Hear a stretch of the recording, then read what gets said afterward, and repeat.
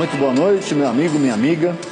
Nosso encontro de todo final de noite, nosso programa Ponto de Equilíbrio.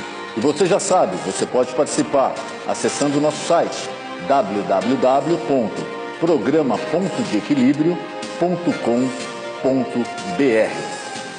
Hoje nós recebemos o Dr. Renato Custódio. Renato, muito obrigado por você ter aceito o nosso convite. É um prazer recebê-lo aqui. Eu que agradeço o convite e a oportunidade de estar aqui com vocês hoje. Muito obrigado. E o Renato vai estar aqui para falar sobre um tema polêmico, um tema que gerou muita discussão, que até hoje não se sabe ao certo, eles têm muita dúvida, mas será que isso pode? Será que já está valendo? Será que eu vou ter que esperar mais? Será que já valeu para quem era empregado? É isso aí. O tema é empregado doméstico, é empregada doméstica. Se você trabalha como empregada doméstica, ou se você tem empregada doméstica na sua casa, chegou a hora de você tirar sua dúvida. Renato, isso daí foi uma proposta que tramitou durante muito tempo, né? Até ser efetivada, virar lei, ser sancionada. Mas parece que até hoje as pessoas têm muitas dúvidas em razão daquilo. Isso daqui nós vamos ter que regulamentar. Então, para o telespectador, o que é regulamentar? A lei foi aprovada, agora alguns detalhes dependem de uma regulamentação especial. Renato, o que mudou e já está valendo e o que mudou e ainda vai começar a valer porque não teve essa regulamentação? Perfeito. Vamos começar aqui com uma explanação rápida do qual foi a intenção dos nossos governantes, do Poder Legislativo, com esse projeto de emenda constitucional. Me parece que, como uma introdução do que a gente pode falar e discutir sobre esse tema, é importante destacar o seguinte. O projeto de emenda constitucional 66, ele veio com uma intenção única: equilibrar os direitos que existiam entre os empregados comuns de todas as empresas e os empregados domésticos. E por que isso existia como um anseio dessa classe trabalhadora doméstica? Porque quando veio a Constituição em 88, né, eles dividiram direitos que seriam aplicados à categoria normal de trabalhadores e a essa categoria de domésticos. E inúmeros direitos que atingiam essa categoria normal não atingiam a categoria dos domésticos. Então, quer dizer, nós estamos falando já de um começo de 25 anos atrás. Constituição de 88. De 88. 25 anos atrás. Então, já havia esse anseio há muito tempo dessa categoria de trabalhadores. E aí a PEC 66 veio com a intenção de equilibrar essas relações, né, que é o que a gente chama de isonomia, né, tratar todo mundo de forma igual, certo?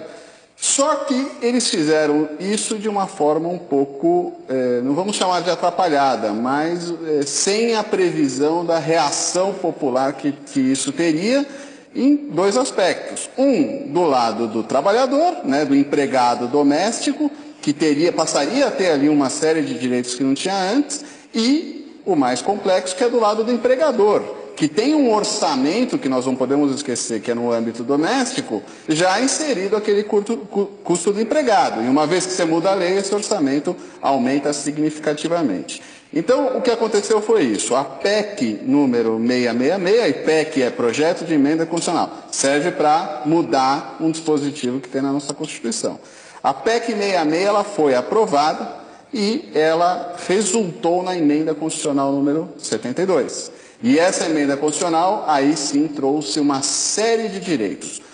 Os mais importantes direitos ali previstos são o fundo de garantia. Antes, o empregado doméstico não tinha direito ao fundo de garantia. Só recebia fundo de garantia aqueles empregados domésticos cujo empregador espontaneamente pagava, ou seja, era opcional. Quase ninguém, né? Era opcional. Era opcional. Opcional, uma conta a mais que você pagar é não. Não. Lógico. Não. Então, o que aconteceu foi isso.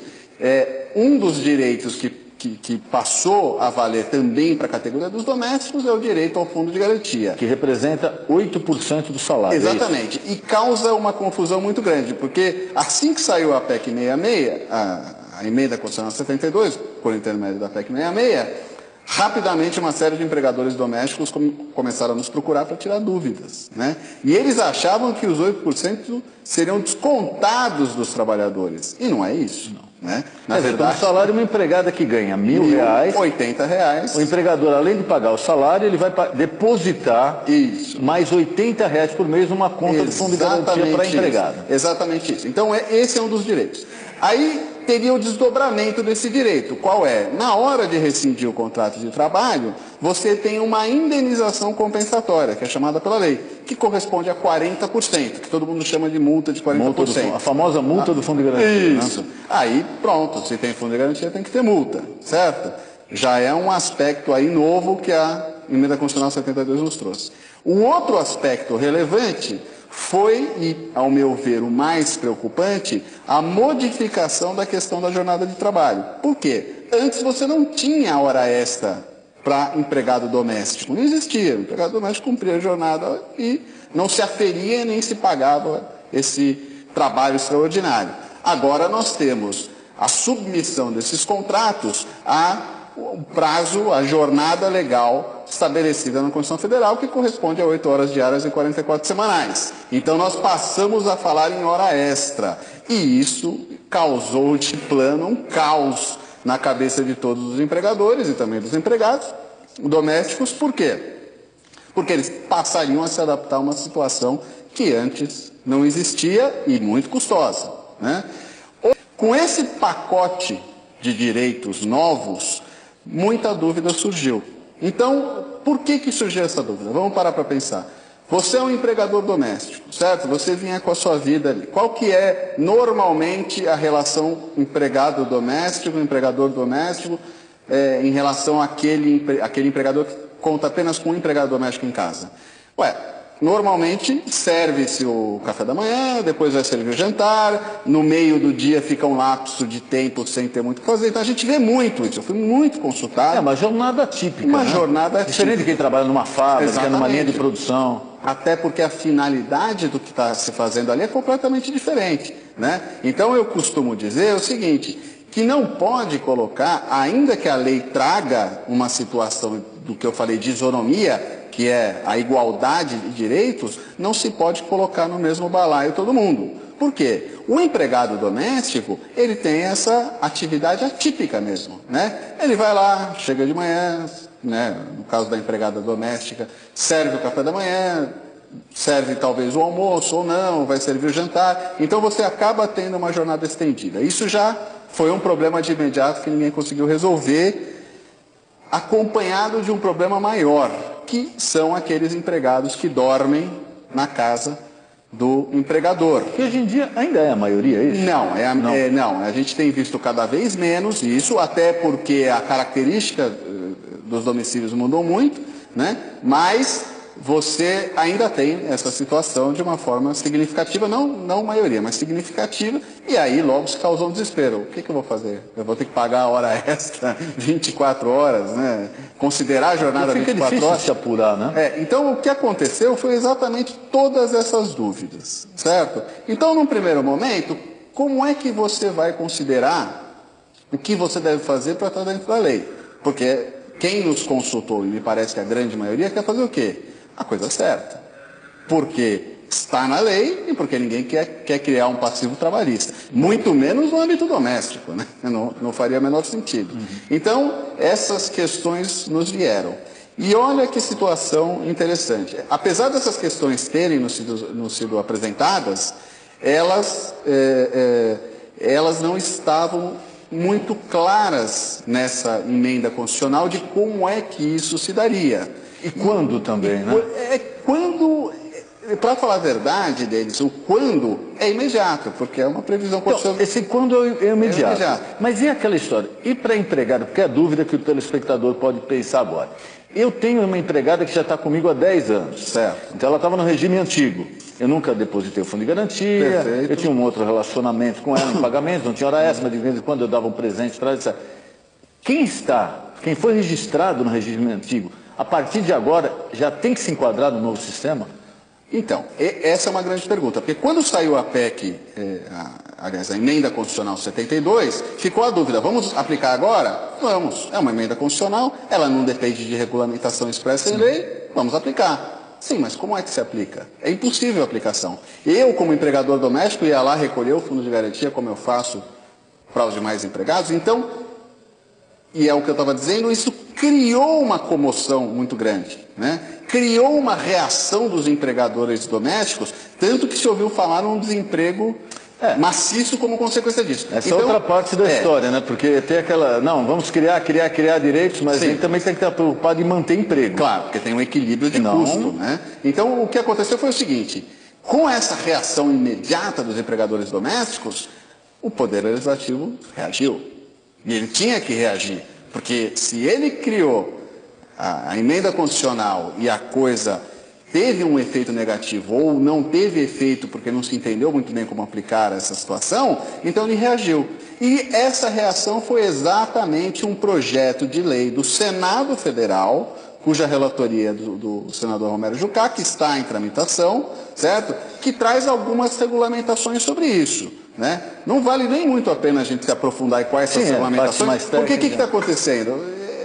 Aperta daqui, pressiona dali e tal, e então a coisa ainda não está muito bem definida. Um exemplo que eu dou, por exemplo, é a situação do recolhimento previdenciário, né? Então o recolhimento previdenciário ele já existia, você era obrigado a pagar INSS. Sim, mesmo no regime antigo já existia. Como é que era no regime antigo? A gente pagava 12% como empregador, certo? E o empregado doméstico contribuía com 8% e ali era descontado do salário dele. Compunha-se 20% do total. E aí o empregador recolhia através daquele carnezinho. O famoso carnezinho laranja. Isso, que todo mundo conhece. Preenche ali, recolhe, paga no banco, estava dentro da lei. Muitos empregadores nem descontavam, né, do empregado. Essa relação atípica. Pois é, essa relação atípica. Não é o caso. Deixa eu pagar os 20%, não tem problema. Muita gente faz. E aí o que nós tivemos com isso? Vem uma legislação nova, no caso da emenda constitucional, e diz assim, agora você tem que pagar fundo de garantia. Aí você fala, pô, como é que eu vou pagar fundo de garantia? Eu vou ter que contratar um contador, porque é uma guia complexa. Eu vou ter que ir recolher isso na caixa. A hora que eu dispensar o empregado, como é que eu vou ter que homologar? Como é que todas essas dúvidas surgiram? Vou ter que fazer o cálculo de quanto eu tenho que pagar de multa, pegar o extrato da caixa. Isso era a ponta do iceberg, né? Aí vem todo o resto. Qual é o resto? Além de eu ter que pagar o fundo de garantia, eu também vou ter que passar a controlar a jornada do empregador doméstico. E a coisa foi tão explosiva e cheia de dúvidas que algumas empresas até lançaram alguns equipamentos de controle de jornada eletrônico para residencial. Chega a ser engraçado, né? Porque, para pensar, você na sua casa... Eu cheguei a ler algo sobre isso. Você na sua casa passa a ter ali uma empresa, né? É desconexo com a realidade da finalidade da residência. E com a relação de empregada a patroa. Que há uma questão, não, eu não tenho relação pessoal nenhuma com a minha empregada. Minimamente tem, ela está dentro da sua casa. Você tem muito maior do que se você é empresário e tem uma pessoa trabalhando na sua linha de produção. Que você raramente vê essa Exatamente. pessoa. Mas a empregada você está convivendo. A expectativa que você tem do relacionamento de custo e retorno de produtividade de alguém dentro de uma linha de produção, dentro de um escritório, ela existe. Dentro de uma casa não existe, né? Você quer que a coisa ande, mas você não está pensando ali em lucro, você não está pensando em produtividade. Então, assim, de mais a mais, não é raro, e a gente afirma isso com segurança, que no Brasil é muito comum o empregado doméstico senta à mesa, junto com os patrões. Come o que você come, não é comida diferenciada. Divide momentos de lazer, assiste TV junto. Acompanha o crescimento da sua filha, do seu filho. Então, assim, não adianta você querer exigir que as coisas sejam exatamente iguais. Mesmo apesar disso, ficou-se a dúvida. Bom, tudo bem, mas pode haver amanhã ou depois uma discussão até em âmbito judicial de se houve hora extra ou não. O que fazer, né? Então vamos arrumar um livro de ponta, não um relógio eletrônico biométrico, mas um livro de ponta e começar a anotar. É recomendável fazer isso? É obrigatório? Não. Por quê? Porque a CLT é muito clara quando ela diz o seguinte, que o controle de jornada só é obrigatório quando você tem mais do que 10 empregados. Que no âmbito doméstico, salvo raríssimas exceções, não vai acontecer nunca. Mas, por outro lado, para o empregador doméstico, isso reflete uma certa segurança e uma coisa que no âmbito doméstico quase ninguém tem, que é um controle dessas atividades. Ninguém fica em casa controlando. Então você vai lá, anota. Então, nós recomendamos isso. Tenha lá um livrinho, uma coisa informal, que a empregada assina, a hora que entrou, a hora que saiu, a hora que parou para almoçar. Certo? Porque esse intervalo não é computado na jornada, então é importante que ele seja discriminado também. E normalmente também a pessoa não está em casa, né? Não, isso daí. Imagina. Não vai saber que horas a sua empregada parou para almoçar, que horas ela voltou para trabalhar. Exatamente. Então, assim, todas essas questões, nós imaginamos e acreditamos muito fortemente que elas venham resolvidas por esse projeto de lei do Senado Federal, que está no forno, entendeu? Mas, por enquanto, por exemplo, a pessoa que tem a empregada já trabalhando no sistema antigo, não há necessidade imediata de se proceder ao recolhimento do fundo? Pois é. Como é uma emenda constitucional, a resposta do ponto de vista jurídico seria sim, claro, você deve.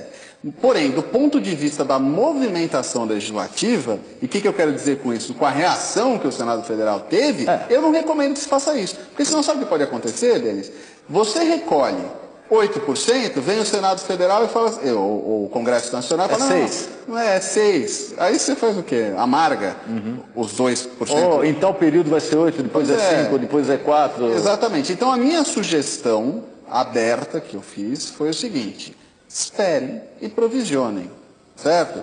Porque nós estamos falando aí de poucos meses, 3, 4 meses para isso resolver, certo? É um montante de dinheiro relativamente pequeno para caso você tenha algum tipo de inconveniente, uma disputa judicial. Concorda comigo? Então, está preparado. Você está preparado. Então, o que é muito melhor? É andar com segurança, né, do ponto de vista legal. Então, provisione, converse com o seu empregado doméstico, né, mostre essa situação para ele. Olha, nós temos uma situação nova, que a lei nos trouxe, que a Constituição Federal garante, mas ela não está muito clara e o Congresso Nacional está cuidando disso.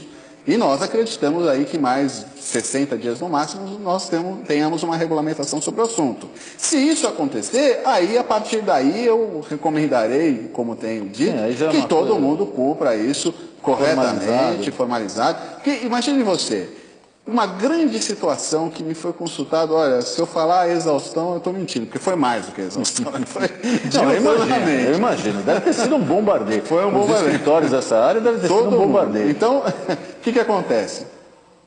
Todo mundo diz, mas o empregado entra de manhã, fica até de noite, mas no meio do dia ele não trabalha. A gente sabe que trabalha, mas não existe um controle de meio do dia porque as pessoas estão com seus afazeres próprios. Assim como o empregado está ali trabalhando no âmbito doméstico, os patrões estão em algum lugar trabalhando também, os filhos estão na escola e por aí vai.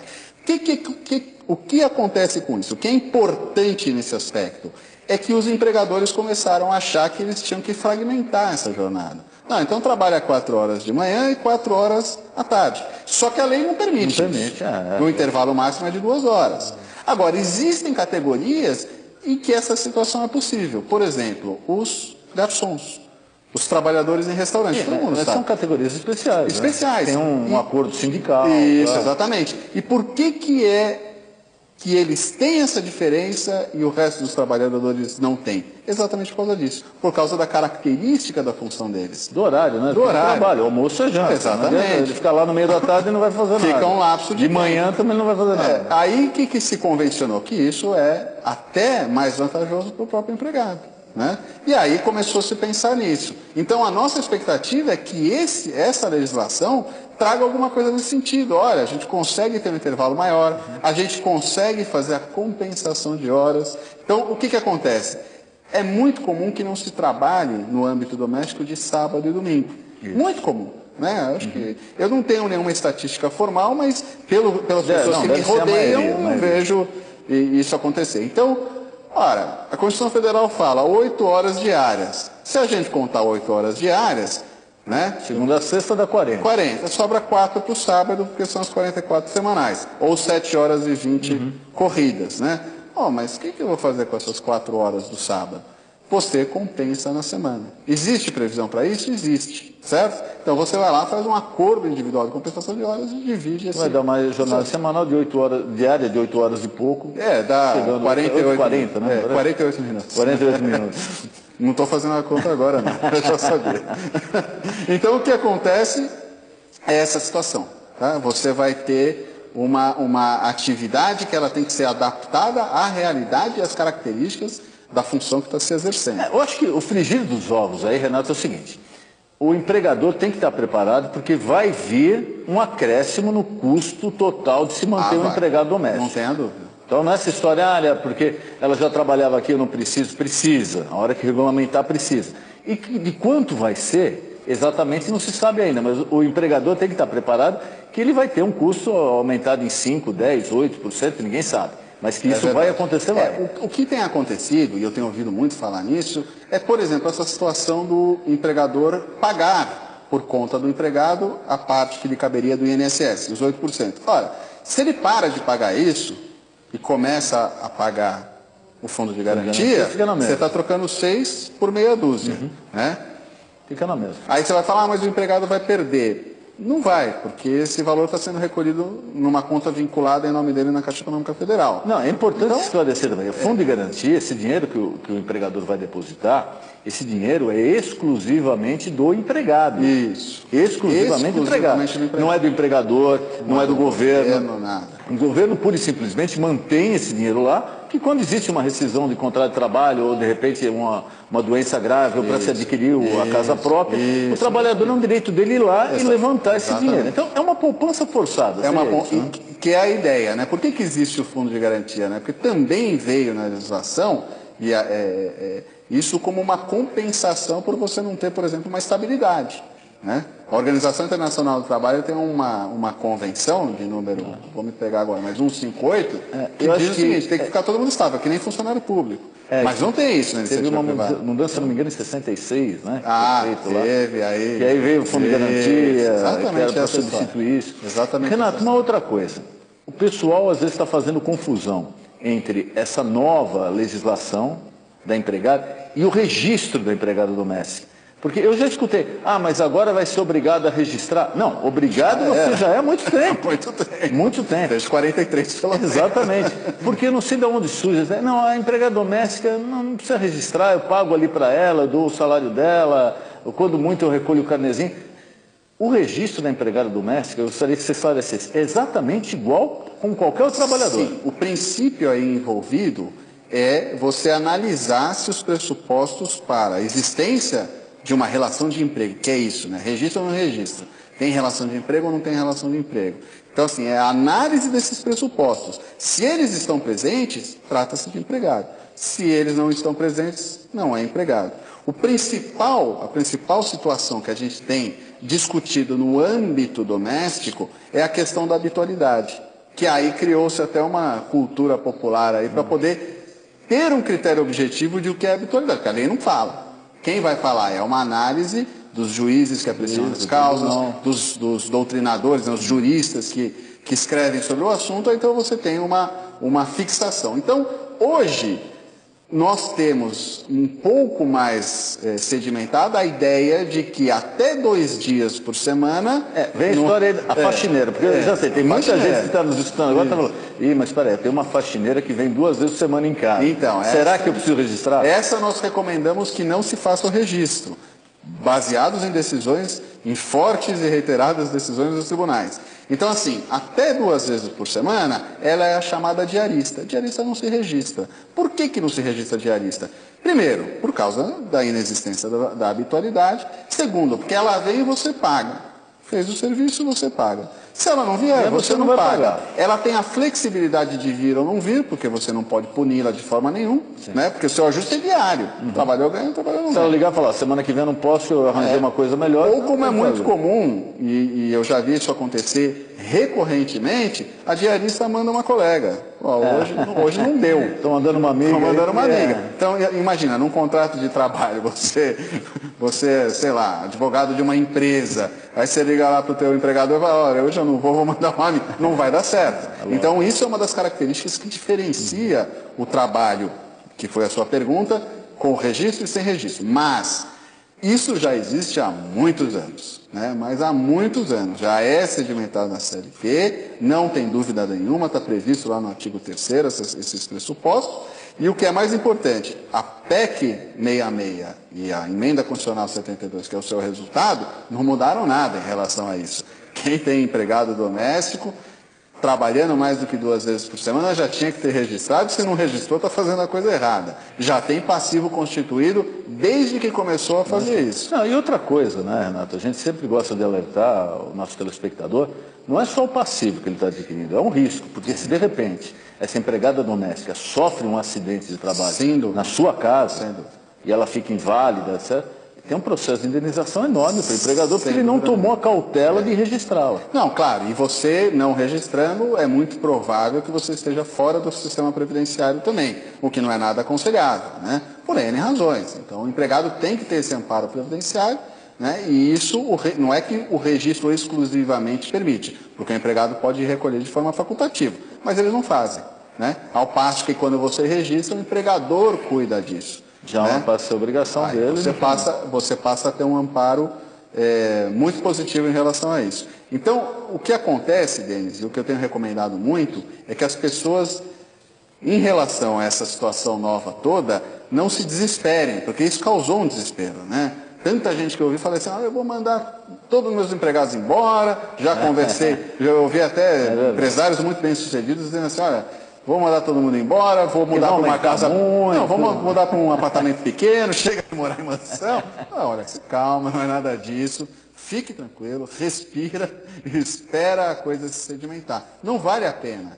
Nenhum empresário, empregador tomaria uma decisão de afogadilha assim. Então, isso assustou muito. Não se faça isso. Né? E empregado também, acho que tem que estar preparado, porque isso daí não é que vai dobrar o salário da empregada, não é que ela vai começar a ganhar muito mais que ela ganhava, vai trabalhar muito mais, nada disso. A empregada doméstica também tem que estar bem ciente que isso veio para se regulamentar, regularizar, normatizar, não é para ou a empregada ganhar muito dinheiro ou para quebrar o patrão. E uma coisa muito importante, quando uma situação dessa acontece, há um risco muito grande de você ter um redimensionamento do valor salarial dessas pessoas. Imagina numa empresa, você não pode chegar numa empresa e manda embora, recontrata, etc. Porque você vai acabar esbarrando em situações de equiparação salarial que estão previstas na lei.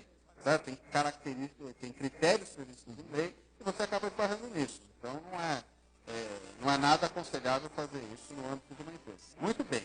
No âmbito doméstico, quando você tem um empregado, se você manda esse empregado embora, que hoje ganha acima do salário mínimo, amanhã você pode contratar outro pelo salário mínimo. E aí você tem o quê? Um redimensionamento de custo. Você pode remanejar o dinheiro, se adequar à nova realidade. E muita gente pensou nisso, falou, olha, eu não tinha esse custo, e meu empregado ganhava muito acima da média de mercado. Eu vou rever essa situação. E isso é muito possível que aconteça, de uma forma honesta, né? Porque você está cumprindo para as duas partes. Então, assim, precisa ter um pouco de cautela em como é que você vai lidar com essa nova legislação, e é o que eu tenho dito muito, tenha paciência. Né? Vamos muita esperar, calma nessa hora. Muita calma.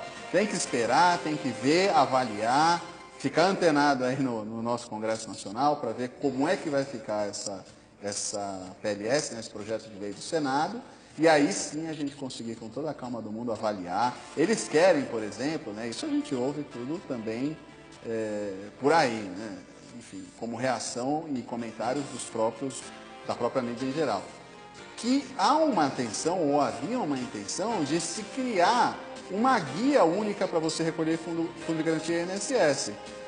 Nada mais justo do que isso. Facilitaria. Tem que ser uma coisa informal. Né? Você entra lá, tem um site, tem sugerido, recolhe pela internet, recolhe e tal, tudo bem bacana. E tem que ser assim. Porque senão você vai burocratizar uma atividade que o resultado vai ser o inadimplemento de obrigações pela incapacidade de você conseguir lidar com a burocratização. Você vai tornar difícil a tendência a não fazer. Não fazer. E aí o que acontece? O empregador, ele não vai contar com um contador. Né? Lógico, é mais uma despesa. Nas empresas em geral, o que a gente faz? Né? Tem uma pilha de tributos para recolher, uma pilha de encargos trabalhistas, você conta com um profissional habilitado e preparado para fazer isso, dar os conselhos, preencher essas guias, acompanhar os recolhimentos, etc. Não. No âmbito doméstico isso não existe, é impraticável. Né? Então, assim, hoje, para você ter uma ideia, eu já vi isso de forma, infelizmente, muito reiterada. O empregador acha difícil hoje, eu digo na legislação anterior, o empregador já achava complicado ter que recolher a guia da Previdência Social. Agora que de complicado não tem nada. Né? Você preenche data, à mão mesmo, passa no banco, recolhe. Hoje no Internet Banking, né, você pode fazer isso, não precisa ir nem no banco. Ele achava complicado. Sabe o que os empregadores faziam? Pegava lá, bom, eu te devo R$1.000 por mês de salário, eu já vou te dar 200 a mais, e você vai lá e recolhe. Acerta isso aí. Não era uma questão de má fé, mas ou pode até ser em alguns casos. Não vou- Esquece, eu tenho uma necessidade para aquele Mas dinheiro. tem muitos empregados que não recolhiam. Lógico. Aí quem tinha que pagar essa conta era o empregador. De novo, né? De novo. Porque a obrigação previdenciária é dele, não é do empregado. Responsabilidade A é dele. responsabilidade é dele. E aí você acabava tendo uma situação dessa. Agora imagina se você vai burocratizando mais. Qual é a tendência? Não vai fazer. Criar um problema maior. Né? Então é isso. Renato, nosso programa está terminando. Eu gostaria de te colocar à disposição nossas câmeras para as suas considerações finais. Algo que eu não perguntei, algo que eu gostaria de esclarecer para o nosso telespectador. Não, o que eu vou fazer é reiterar o que eu tinha acabado de dizer. Vamos ter um pouco de paciência, dos dois lados. O empregado tem que ter um pouco de paciência para esperar como é que isso vai ser regulamentado, e o empregador tem que ter um pouco de paciência para ver também como é que isso vai ser regulamentado. E o empregador, nós recomendamos que ele se prepare para talvez, a gente não tem certeza disso, tenha que pagar esses meses aí de fundo de garantia ou alguma diferença do INSS. Então é bom você ter um provisionamento qualquer, nada de muito vultuoso, mas ali de 10% a 20% do salário do empregado você deixa separado, para quando vier essa regulamentação, a gente poder ter ali um pouco de dinheiro para pagar essas contas. Então, a minha recomendação é paciência. Renato, mais uma vez, muito obrigado Sou por eu ter quem atendido o agradeço. nosso convite. Foi um prazer receber. Prazer o meu também. E você já sabe, todo final de noite, 00:30, de segunda a sexta-feira, nosso ponto de encontro, nosso programa Ponto de Equilíbrio. Boa noite. Ótimo. Você vê que deu meia hora? Não.